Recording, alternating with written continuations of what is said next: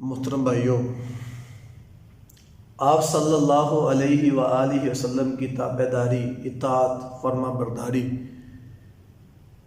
ہمیں جنت کا مہمان بنا سکتی ہے، اور آپ صلی اللہ علیہ وآلہ وسلم کی ہی نافرمانی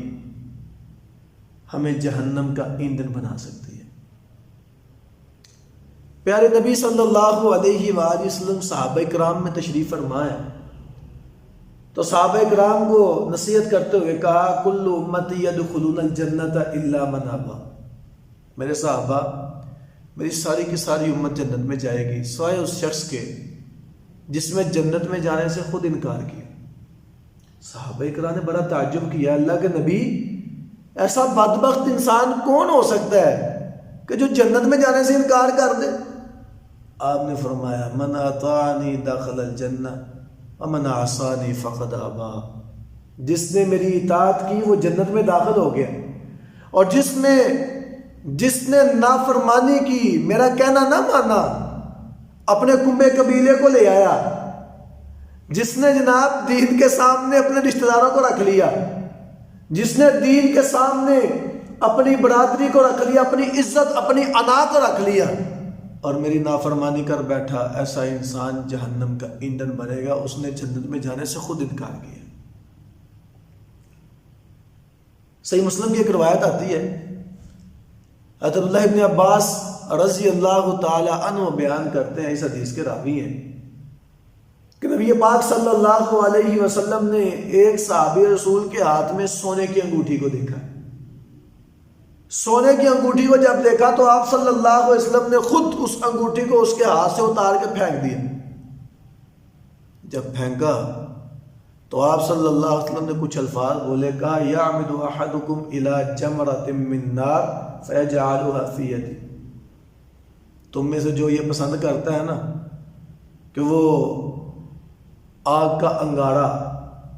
اپنے ہاتھ میں پکڑے تو وہ سونے کی انگوٹھی پہن لے۔ آپ نے انگوٹھی کو پھینک دیا اور بعد میں یہ الفاظ بول دی۔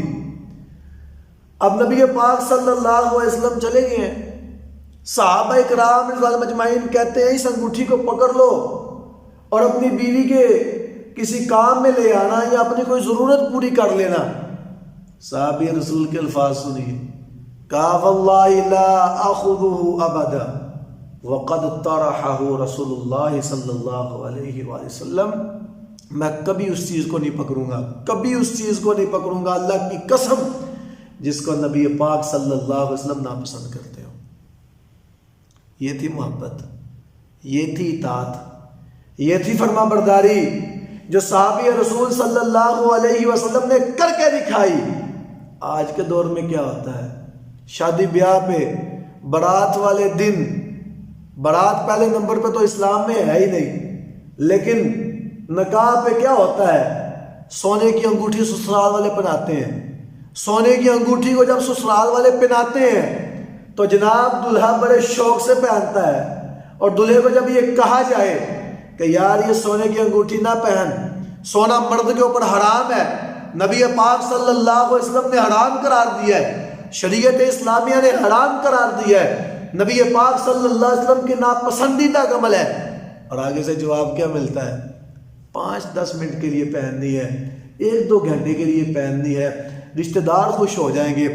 سسرال والے خوش ہو جائیں گے، سسرال والوں کو راضی کرنا ہے۔ یہ نہیں ہو کہ بھئی سارے لوگ کہیں کہ بھئی بارات والے دن، شادی والے دن، پہلے دن ہی انسان نے تماشا کھڑا کر دیا ہے، اپنی طرف سے نئے نئے مسئلے بیان کر رہا ہے، لوگوں کو خوش کیا،